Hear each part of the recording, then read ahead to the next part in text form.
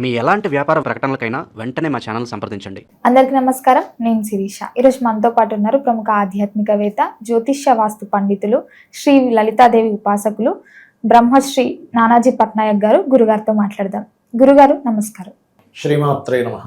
గురుగారు, ముఖ్యంగా ఈ డిసెంబర్ 2025 మాసంలో ద్వాదశ రాశులైన మేషరాశి వారికి ఎలా ఉండబోతుందంటారు? ఎలాంటి జాగ్రత్తలు తీసుకోవచ్చంట? తప్పకుండా అమ్మ. ఫస్ట్ ఆఫ్ ఆల్ ఏంటంటే మేషరాశి వారికి ప్రస్తుతం లగ్నాధిపతి అష్టమంలో ఉన్నాడు. అష్టమంలో 3 గ్రహాలు ఉన్నాయి. 7వ తేదీ నుంచి లగ్నాధిపతి 9వ స్థానంలోకి వెళ్తున్నాడు. పంచమకేతువు, లాభరాహువు, వ్యయ స్థానంలో శని యొక్క సంచారం జరుగుతూ సప్తమంలో బుధుడు ఉంటూ ఆ యొక్క బుధుడు కూడా 7th నుంచి అష్టమంలోకి వస్తున్నాడు. అయితే ఈ యొక్క గ్రహాల మూలంగా గోచారంలో జరిగే కొన్ని మార్పులకి వీళ్ళ యొక్క జన్మజాతకానికి కొన్ని మార్పులు, మంచి చెడు అన్నీ ఉంటాయి. అయితే ఈ యొక్క విషయాలు చెప్తుంది నేనైనప్పటికీ కూడా చెప్పిస్తుంది సాక్షాత్ లలిత అమ్మవారిగా భావిస్తూ, ఫస్ట్ ఆఫ్ ఆల్ వీళ్ళకి మొదటి వారం ప్లేస్ చేంజ్ అనేటువంటిది ఉంటుంది. ఓకే, అదేవిధంగా 2, 3, 4 వారాలు పర్టికులర్గా కొంత ఆధ్యాత్మిక రంగాల వైపు వెళ్ళడము, కొంచెం సంతానంతోని, ఫ్రెండ్స్తోని తెలియని చిన్న ఎడబాటు, కొంచెం ఇష్టపడిన వారితో చిన్న చిన్న ఎడబాట్లు అవి చూపిస్తున్నాయి బలంగా. వీళ్ళకి ఫైనాన్షియల్ మ్యాటర్స్ కనుక తీసుకుంటే ధనపరమైనటువంటి విషయాల్లో సాఫ్ట్వేర్ రంగాలు లేదా ఆన్లైన్ త్రూగా ధనం సంపాదించేటువంటి విషయాలు ఏవైతే ఉంటాయో అవి చాలా చక్కగా ఉంటాయి వీళ్ళకి చెప్పాలంటే. ఓకే, అలాగే మరొక విషయం ఏంటంటే ఇక్కడ కొత్త అగ్రిమెంట్స్, ఆన్లైన్ అగ్రిమెంట్స్ అంటారు చూసారా, కొత్తగా ఏదైనా ఆన్లైన్ అగ్రిమెంట్స్ అనేవి బలంగా చూపిస్తున్నాయి వీళ్ళకి.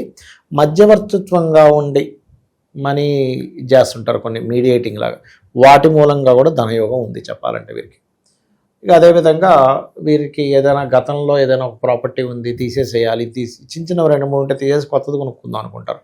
అలా ఏదైనా ఒక ప్రాపర్టీ తీసేయడానికి, వాహనం కావచ్చు, గృహం కావచ్చు, ఏదైనా కానీ తీసేయడానికి అనుకూలంగా ఉంది. అయితే పంచమంలో కేతు ఉన్నందుకు ఆధ్యాత్మికమైనటువంటి వాటికి మాత్రం చాలా బాగుంటుంది. వివాహ సంబంధించినటువంటి విషయాలు ప్రయత్నం చేసేవారు ఫస్ట్ వీకు వీళ్ళు ఏదైనా బంధువర్గంలో వాళ్ళని ట్రై చేసుకోవడం మంచిది. బంధువర్గం కానీ, రెండవది ఏంటంటే టెక్నికల్ రిలేటెడ్ వర్క్స్ చేసేవాళ్ళు కానీ, బిజినెస్ రంగాల్లో ఉండేవాళ్ళు కానీ బాగా ఉంటుంది వీళ్ళకి. అదేవిధంగా తాతగారు ఆస్తికి సంబంధించిన విషయంలో ఏవైతే కొంచెం డిస్టర్బెన్సెస్ ఉన్నాయో అవన్నీ కూడా ఫస్ట్ వీక్లో కొంత క్లియర్ అవుతాయనేటువంటి చూపిస్తుంది.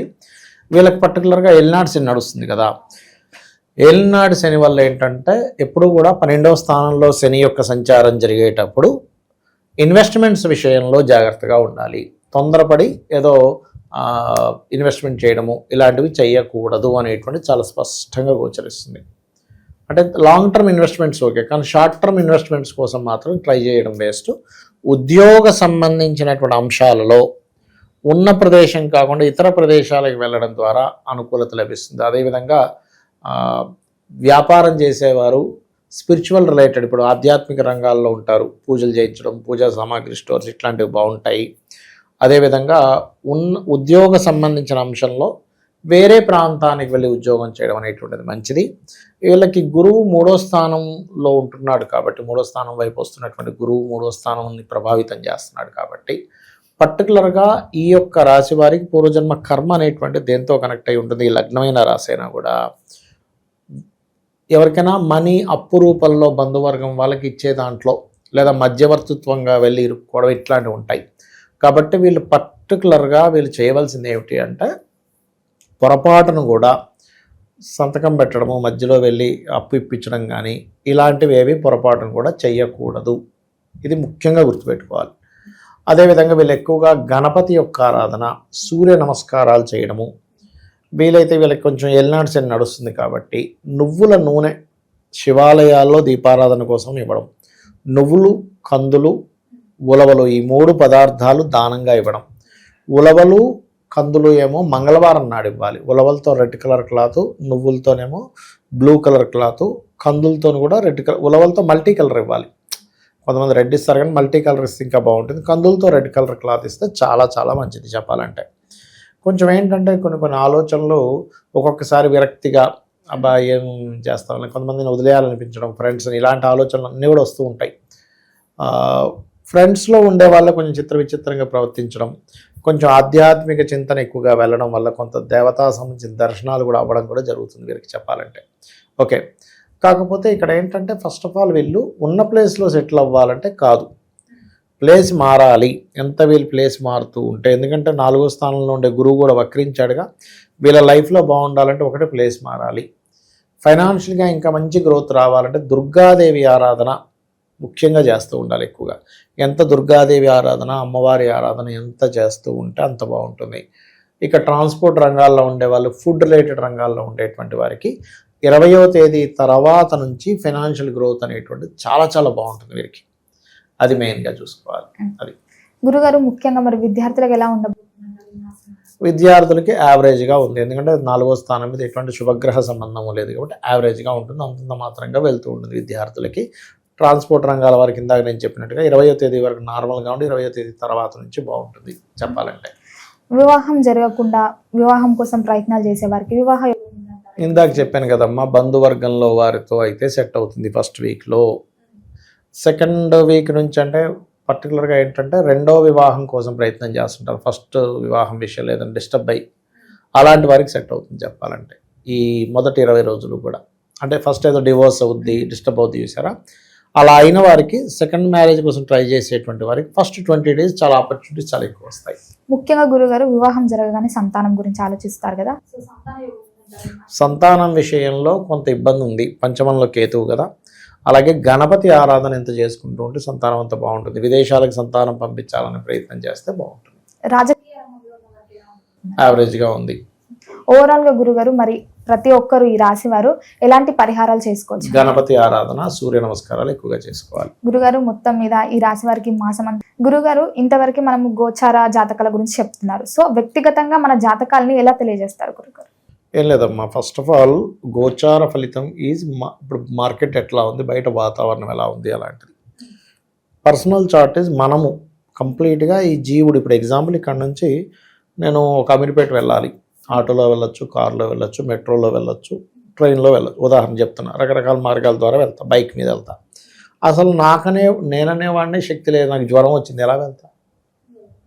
మన నీరసంగా ఉంది, నేను వెళ్ళలేనంట. అంటే ఇన్ని ఉన్నాయి. కానీ అదే గోచారంలో ఇప్పుడు క్యాబులు బంద్ అయ్యాయి, ఆటో ఆప్షన్ ఉంటుంది, ఆటోలు కూడా తిరగట్లేదు, ఫ్రెండ్ బైక్ వేసుకొని వెళ్ళొచ్చు, నా బైక్ ఉంటే వెళ్ళొచ్చు, అవునా? అంటే ఏదో ఇంకొక ఆప్షన్లో మనం వెళ్తాం, గోచారం సరిగ్గా ఉండాలి. కానీ మనమే సరిగ్గా లేకపోతే అసలు ప్రయాణమే జరగదు. అలాగే పర్సనల్ చార్ట్ ఈజ్ మనం పుట్టినప్పుడు ఏ గ్రహాలు అయితే ఎక్కడెక్కడ ఉన్నాయి, మనం పుట్టినప్పుడు ఉండేటువంటి లగ్నం ఏమిటి, నక్షత్రం ఏమిటి, దశలే నడుస్తున్నాయి, ఎటువంటి యోగాలతో జన్మించాం, ఇవన్నీ ఎలా జరుగుతాయంటే పూర్వజన్మల్లో మనం చేసుకున్న కర్మ ఆధారంగా ఇవన్నీ ఏర్పడతాయి. అంటే మనం మంచి రాయల్గా ఉండే ఇంట్లో, మంచి తల్లిదండ్రులు, మంచి వాళ్ళతో పుట్టామంటే లగ్నం బాగుందని అర్థం. మంచి సంపాదన, కొంతమంది చోటు పెద్దగా చదవకపోయినా బాగా సంపాదిస్తారు, లక్షల కోట్లు సంపాదించేస్తున్నాడు. తీరా చూస్తే 7వ తరగతి చదువుకున్నాడు. నేను చూసే ఒక జాతకం 3వ తరగతి చదువుకున్నాడు, ఆయన సంతకం కూడా పెట్టరని రాజు, నెలకు ₹1 సంపాదిస్తున్నాడు. ఎట్లాగా అంటే అంతే ధనయోగం ఉంది, సంతకం కూడా పెట్టండి రాదు ఆయనకి, పెద్ద ఏజెన్సీ నడిపేస్తున్నాడు. ఏం చేస్తాం? అంతే. అంటే అతనికి టీము అంత అలా కుదిరారు. అలా ఏంటంటే ధనయోగాలు బాగుంటే, ఇక్కడ ధనయోగాలు బాగుండడం ఒక ఎత్తు, ఎందులో ధనయోగం ఉందో తెలుసుకోవడం ఒక ఎత్తు. మన పర్సనల్ చార్ట్లో అసలు మీకు ధనయోగం ఎందులో ఉందో తెలుసుకుంటే మీరు తత్ సంబంధించినటువంటి ఎడ్యుకేషను, తత్ సంబంధించిన వ్యాపారం చేస్తే ఆటోమేటిక్ కలిసి వస్తుంది.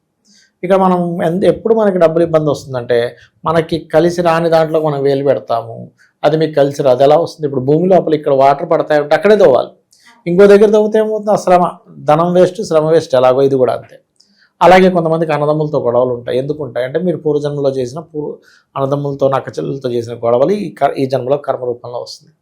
అలాగే ఏం చదువుకోవాలి, అసలు ఏ దిశలో మీరు ఇల్లు కట్టుకుంటే మంచిది, ఆల్ డైరెక్షన్స్ ఈజ్ గుడ్. కానీ ప్రతి ఒక్కరికి ఒక డైరెక్షన్ మీకు అద్భుతమైన యోగాన్ని ఇస్తుందని ఉంటుంది, అది తెలుసుకోగలరు, అది పర్సనల్ చార్ట్లో తెలుస్తుంది. అలాగే సంతానం అభివృద్ధి అవ్వాలంటే ఏం చేయాలి, సంతానం ఎందుకు లేట్ అవుతున్నారు, ఎలాంటి సంతానం పొందుతారో మీరు ఇప్పటికిప్పుడు జాతకం ఇస్తే ఎవరిదైనా, నాకు తెలియదు, మీ ఫోన్లో ఏదో ఒక నెంబర్ ర్యాండమ్గా తీసుకోండి. ఇప్పుడు మీరు ఫోన్ ఓపెన్ చేసి ఆయన్ని ఒక ర్యాండమ్గా కొట్టమంటే కొడితే వాళ్ళ సంతానం గురించి ఇప్పుడు చెప్పచ్చు. ఎలా ఉంటారు, అమాయకంగా ఉంటారా, లేకపోతే స్పిరిచువల్గా ఉంటారా, అగ్రెసివ్గా ఉంటారా, ఫ్యామిలీని వదిలిపెట్టి ఉండడానికి ఇష్టపడతారా, ఫ్యామిలీతో ఉండడానికి ఇష్టపడతారా, అన్నీ తెలుస్తాయి. అట్లా సంతాన అభివృద్ధికి ఏం చేయాలి, అసలు ఎప్పుడు వివాహం చేసుకుంటే మంచిది. ఇప్పుడు చాలామంది మ్యారేజ్ మ్యాచింగ్స్ చూసామండి కానీ డివోర్స్లు అయిపోతున్నాయి అంటాం కదా. కారణం ఏమిటి అంటే వాళ్ళు కేవలం మ్యాచింగ్స్ చూస్తారు కానీ వాళ్ళకి సరైన సమయమా కాదో చూడరు. This is right time or not. ఇప్పుడు IAS exams, IPS, civils exams start అయింది. నేను వెళ్ళిపోయి రాస్తానంటే ఎట్లా? నేను ఫస్ట్ ప్రిపేర్ అవ్వాలిగా. నేను ప్రిపేర్ అవ్వకుండా వెళ్ళిపోయి రాసేసి నేను ఫెయిల్ అయ్యాను, ఇదంతా చీటింగు, అసలు వాడు ఏం దిద్దుతున్నాడు ఏంటో అంటే నేను ఫస్ట్ ప్రిపేర్ అయ్యి వెళ్ళాలా. అట్లాగే వీళ్ళకి వివాహ యోగం నడుస్తున్న సమయంలో వెళ్ళరు, చేసుకోరు. వివాహం నడవని సమయంలో వివాహం చేసుకోవడము, మంచి ముహూర్తం పెట్టుకున్నాం, మ్యాచింగ్ చూసాం, 36కి 18 వచ్చేసి అయినా కానీ ఎందుకు విడిపోయారు అర్థం కావట్లేదు, బాధపడుతూ ఉంటాం.